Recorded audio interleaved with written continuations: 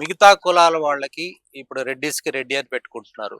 Brahmins Sharma Sastry అని పెట్టుకుంటారు. ఈరోజు మాదిగలు గూడా మాదిగ అని పెట్టుకుంటున్నారు.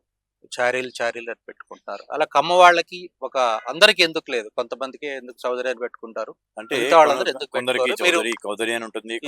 ఈ సమావేశం ద్వారా ఏమైనా పిలిపివ్వదలుచుకున్నారా? అటువంటిది పిలిపిచ్చే ఆలోచన అయితే లేదు. హ్మ్. ఎందుకంటే వారి ఇష్టాలను బట్టి పేర్లు ఉంటది. మాది ఆనవాయితీగా ముందు నుంచి కూడా మాకు ఈ పేరు అనేది లేదు కాబట్టి, ఒకవేళ ఈ 2 రోజుల సమావేశంలో గనక అటువంటి డిమాండ్స్ వస్తే దాన్ని బట్టి తీర్మానాలు గనక చేసి, అందరి ఆమోదం గనక తీర్మానం జరిగితే అప్పుడు దాని గురించి ఉంటది. కానీ ఇప్పుడు మీరు మొదటిసారి చెప్తే మాకు ఆలోచన వచ్చింది. దాని గురించి ఇంకా ఆలోచించాల్సింది ఉంది. కొందరికి చౌదరి అని పెట్టుకుంటారు.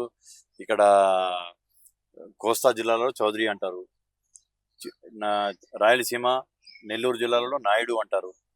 చంద్రబాబు నాయుడు గారు కానీ, వెంకయ్య నాయుడు గారు కానీ, అంతకుముందు గల్లారాణి గారి తండ్రి రాజగోపాల్ నాయుడు గారు కానీ, వీళ్ళందరూ నాయుడు అంటారు. ఇప్పుడు మీకు కర్ణాటకలో కూడా అక్కడ నుంచి మైగ్రేషన్స్ ఉన్న వాళ్ళు నాయుడు అని అంటారు. కమ్మ నాయుడు అని. కోయంబత్తూరు తమిళనాడులో కూడా కమ్మవార్ నాయకర్ అని అంటారు. కమ్మ నాయుడులు అని అంటారు.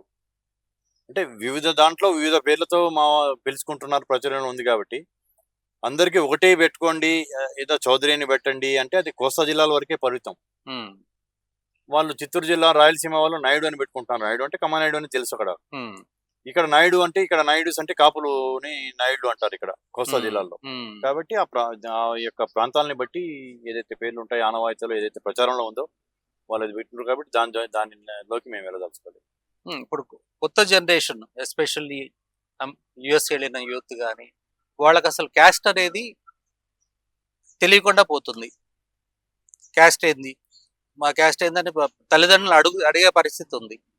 సో దాన్ని మీరు సమాజానికి, ఈ యొక్క పాశ్చాత్య సంస్కృతి వల్ల విదేశాల్లో పుట్టి పెరిగిన పిల్లలకి మీరు అన్నట్టుగా వాళ్ళకి క్యాస్ట్ అనేది తెలియకుండా పోతుంది. వాళ్ళ గోత్రం అంటే ఏంటో తెలియకుండా పోతుంది. వారి మూలాలు తెలియకుండా పోతున్నాయి. ఇంకా 2-3 జనరేషన్స్ నుంచి అక్కడే ఉన్న వాళ్ళకి అసలు భారతదేశం అంటే అనుబంధం తెలియకుండా పోతుంది. కాబట్టి దీంట్లో కమ్మ అనేది, క్యాస్ట్ అనేది తల్లిదండ్రులు వాళ్ళ పిల్లలకి ప్రతి ఒక్కటి క్యాస్ట్ అనేది ఇంతమంది నేను చెప్పినట్టు ఇట్స్ నాట్ అవర్ చాయిస్. అవును, మీరు చెప్పినట్టు అక్కడ పోయినప్పుడు ఇండియన్ ఎంత సహజమో, తెలుగువాడు ఎంత సహజమో, కులం కూడా అంత సహజంగా ఉంటుంది. కాబట్టి అది మా యొక్క లిటరసీ ద్వారా అక్కడ తల్లిదండ్రులని మనం ఇది చేసేస్తే దాని ద్వారా పిల్లలు కూడా ఎడ్యుకేట్ అవుతారు. కానీ భాష పరంగా అమెరికాలో ఇప్పుడు తెలుగు నేర్పించడం, సంస్కృతం నేర్పించడం, వేదాలు నేర్పించడం అనేది బాగా ప్యాషన్గా చాలా మంది చేస్తున్నారు. నేను కానీ ఈ కులాలను మర్చిపోతున్నారంటారా? అంటే మర్చిపోతున్నారు. వారి యొక్క మూలాలు వాళ్ళకి తెలవాలి. వాళ్ళ తాత ఏం చేసేవారు, ముత్తాత ఏం చేసేవారు, వారి మూలాలు, వాళ్ళ ఎటువంటి కుటుంబ నేపథ్యం అనేది అది తల్లిదండ్రులు వాళ్ళకి చెప్పడం అనేది జరగాలి. అది ఆ కుటుంబాల్లో ఇటువంటి చేయండి, మన మూలాలు మనకు పిల్లలకి చెప్పండి, మనం ఎక్కడి నుంచి వచ్చామో మన యొక్క మూలాలు ఏంటి అనేది తెలియకపోతే పిల్లలకి రేపు భవిష్యత్తు ఈ తరం వాళ్ళు చెప్పకపోతే నెక్స్ట్ తరాల వాళ్ళకి తెలియని కూడా తెలియదు. కాబట్టి చేయమని చెప్పదలుచు. మీరు చెప్పిన దాంట్లో ఒక ఇంపార్టెంట్ పాయింట్ ఉంది. మనం ఒక కులం కానీ, ఒక సంఘం కానీ వాళ్ళు వద్దనుకున్న సమాజాన్ని దాన్ని వదిలే పరిస్థితిలో ఈరోజు రాజకీయ నాయకుల దగ్గర నుంచి కింద ఒక ఇన్స్టిట్యూషన్ దగ్గరికి ఎక్కడికి పోయి ఒక అప్లికేషన్ పెట్టినా నీ కులం ఏందనేది కంపల్సరీ మెన్షన్ చేయాల్సి వస్తుంది. ఒక జాబ్ అలా ఇస్తున్నారు, ఒక పదవులు అలానే ఇస్తున్నారు. ఈవెన్ ప్రతి ఎడ్యుకేషన్ డిపార్ట్మెంట్లో కానీ, ఇంకెక్కడ కానీ, ఏ డిపార్ట్మెంట్కి పోయినా నీ కులం ఏంది, నీ దాన్ని బట్టి ఒక పర్సంటేజ్ ప్రకారం సెలెక్ట్ చేసి ఇస్తున్నారు. అది కంపల్సరీ అయిపోయింది.